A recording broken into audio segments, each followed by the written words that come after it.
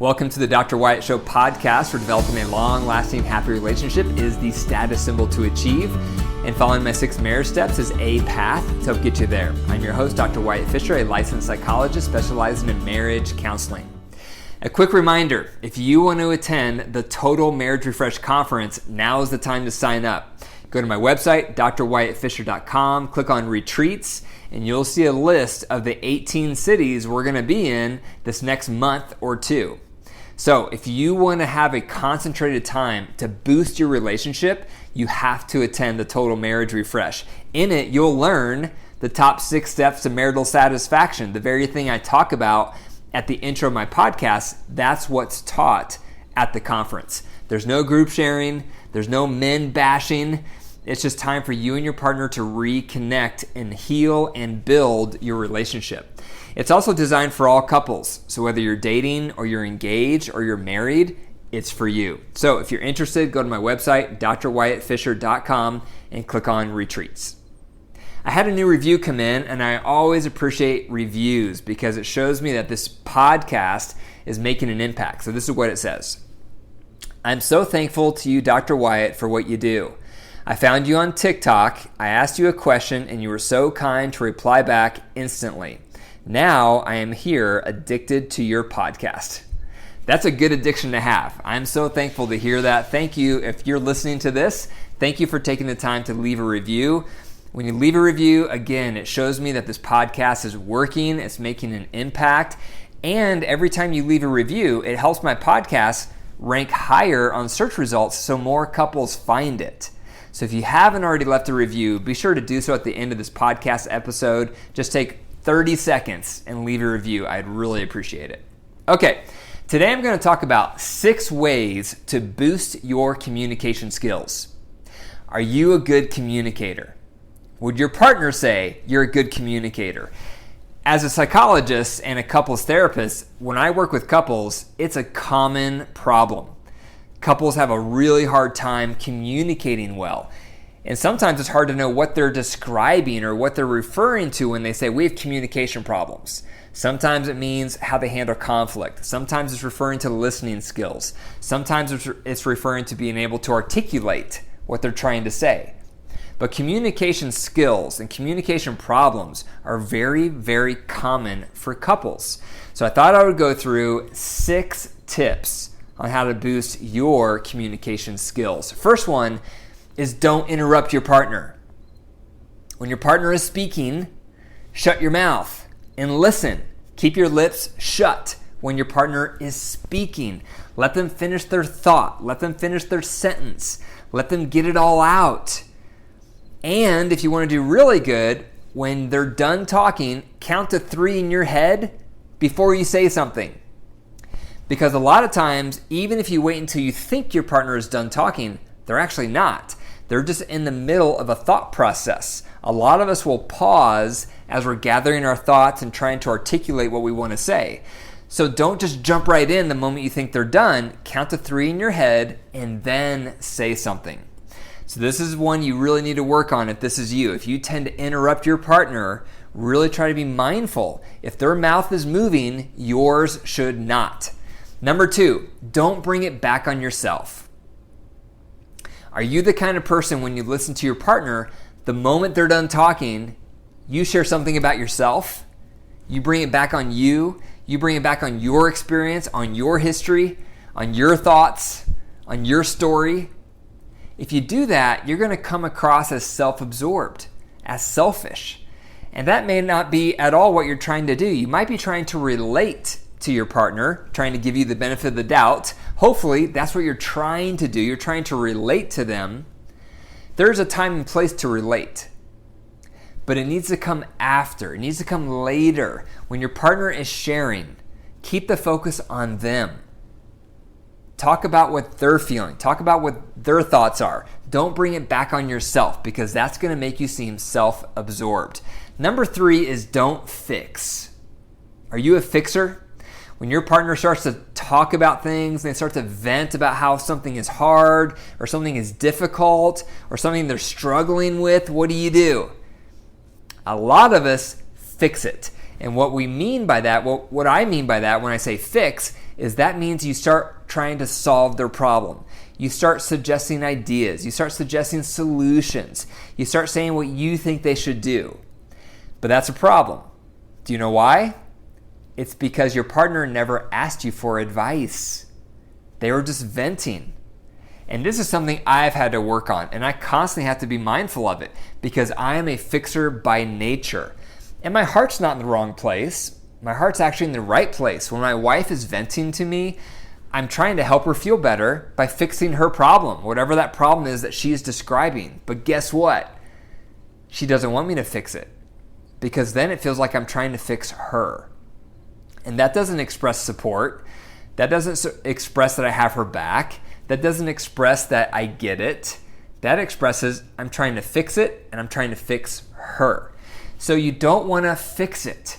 Have this guideline in your brain, this rule of thumb that I'm not going to give any advice to my partner unless they ask me for it. If your partner says to you, "What do you think I should do?" If you're in my shoes, how would you respond to this issue?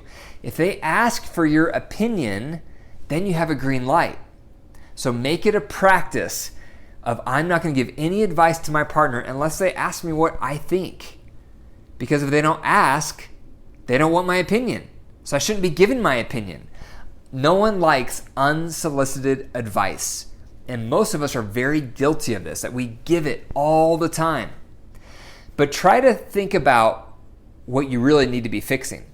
What you really need to be fixing when your partner is venting is them feeling alone in their distress. And the way you fix that is through empathy. And we'll get to empathy later. But you can retarget your fix-it desire. So you can't stop yourself from being a fixer. But what you can do is have a different target that you're trying to fix. So no longer think about trying to fix the presenting problem. Think about, I need to fix my partner feeling alone in this problem. Number 4, have regular talk time. Do you have regular talk time with your partner? Do you have a regular routine where you can do the head-heart check? I encourage couples I work with, have a head-heart check more days than not, so that'd be at least 4 days a week, where you're carving out this time to talk. It's your head-heart check. As a reminder, the head-heart check is where you each take turns asking each other, what's been on your head and heart? And you need to do some prep before you enter the head-heart so you have things to share. And think about, what have I been feeling? Have I been mad or sad or glad or fearful? And then why have I been feeling those things? During the head-heart check, as a reminder, you can't share anything negative about your partner or else they're going to avoid it. And like I've already mentioned, you can't fix each other. But it's really helpful having a regular talk time because you both know, oh, that's our time to talk. So when you're in that regular talk time, that's when you can bring up your big thoughts from the day, your big emotions from the day. This is helpful because then you both know, oh, this is our time to talk.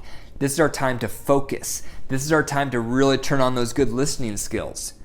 And it prevents you from bringing up a lot of stuff to each other randomly throughout the day. When there's not regular talk time, partners tend to just bring up important stuff to them randomly throughout the day. And often that's not a good time for their partner to hear it or to listen to it. So they don't respond well. Then the person who brought it up gets their feelings hurt because they don't feel heard. And there's a mismatch there. It's a withdrawal in the relationship. So to prevent that, it's so helpful having a designated, regular talk time in your relationship. It doesn't have to be long. It could be 15 minutes a day. And you want to make it into a pattern, a routine that's predictable. So a lot of couples will do it every night when their kids go to bed, or every night after dinner, or every morning with coffee, but some type of predictable connecting ritual for you to do your head-heart check. And what that does is when things then pop up for you throughout the day, you can think, oh, I want to share this with my partner. Sometimes you can. Sometimes it's a good time for them, and you can share it in the moment and be spontaneous. But other times you'll think, this isn't a good time for them.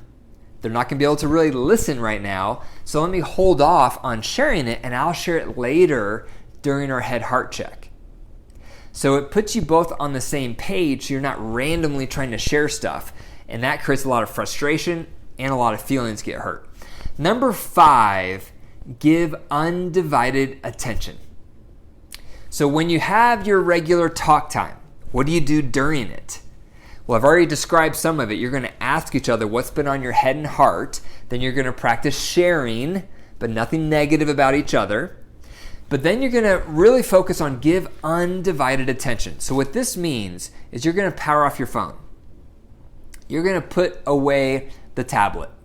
You're going to shut off the TV. You're going to have the kids somewhere else or in their beds. This is time for you to power off and turn off everything that might distract you while your partner is talking. How much do you do this for your partner? How much do you power off everything? How much do you face them and give them 100% your undivided attention? That is a gift.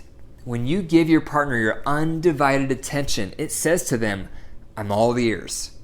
I'm 100% present. I want to hear all that you have to say. That is very powerful. So you want to face them. You want to face them head on with your body. You want to look them in the eye, and you want to have nothing you're fidgeting with, nothing you're playing around with, nothing you're distracted with. Undivided attention means you are literally giving your partner all of your presence. That's going to make them feel seen. That's going to make them feel cared for. That's going to make them feel connected and close to you. But a lot of us never do it because we're looking at our phones. We're distracted with the TV on. We're getting something to eat. We're talking with one of our kids. We're petting the dog. Most of us are so distracted that we never give our partner undivided attention. It's a gift. So if you carve out this regular talk time, it's a wonderful way to then give them undivided attention in it. Number 6 is give empathy. So during the head-heart check, if you can't fix it, what can you do? You can give empathy. Now, I've talked about empathy a lot, but it's something I need to talk about more because most people are not naturally gifted at empathy. And what is empathy? We need to define our terms. Empathy is not agreeing with what your partner feels. So if your partner is venting about something during your head-heart check, empathy is not when you can relate. It's not when you can feel what they feel. It's not when you would feel the same thing if you were in their shoes. It's not those things. Because if it was, you would rarely be able to empathize because you're a different person. You're not going to feel the same way. You probably wouldn't feel the same way if you were in their shoes. And that's where we get caught up. Because a lot of times we're listening to our partner vent and we think, well, that's ridiculous. Well, they're overreacting, or why are they feeling like that? I wouldn't feel that way. And because we're having those kind of thoughts, we're unempathetic to what they're feeling. So remember, empathy is not if you agree with what your partner is feeling. Instead, what empathy is, it's when you put yourself in your partner's shoes and try to see the world through their lens. And that includes, what was the trauma in their upbringing? What were the values they were raised with?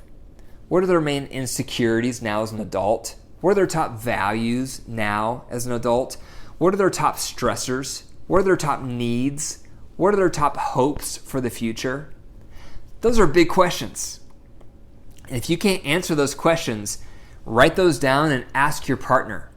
Because you want to be mindful of all those different elements that make your partner who they are when they're talking. Because if you're mindful of all those elements and you're thinking about all those different variables that make your partner who they are, that is seeing the situation through your partner's lens. So when your partner is venting, you're thinking about, how does this trigger something from their past? How does this tap into one of their values? How does this trigger one of their stressors? How does this tap into one of their values for the future, one of their goals? How does this trigger one of their needs? When you're thinking about all these things that make your partner who they are, it's going to help you see the situation from their lens. And that's where you can empathize, even if you completely disagree, even if you wouldn't feel anything that they're feeling. This is where you can see it from their lens, and if you can do that, then what they're describing will start to make sense, because you're seeing it from their perspective, from their vantage point. Some common empathy statements you want to master include, "That sucks," or "No wonder you feel like that," or "I can see why you would feel that way," or "It makes sense you feel X because of Y." Those are all really powerful empathy statements, and don't overcomplicate it. Just provide a short empathy statement and then silence. A short empathy statement and then silence. "No wonder you feel like that." Or "That makes sense." Or "Man, that sucks." Empathy, then silence. It helps your partner feel heard, helps them feel understood, helps them feel like you have their back, and it's a wonderful way for them to feel close to you. So, those are 6 ways to improve your communication skills. Number 1, don't interrupt. Number 2, don't bring it back on yourself. Number 3, don't fix. Number 4, have regular talk time. Number 5, give undivided attention. And number 6, give empathy. Thanks for listening to the Dr. Wyatt Show podcast. If you enjoyed the episode, be sure to click the 5 stars and leave a review. And remember, your marriage is alive. If you care for it and nurture it, it will grow. But if you deprive it and neglect it, it will wilt and die. The choice is up to you. Take care.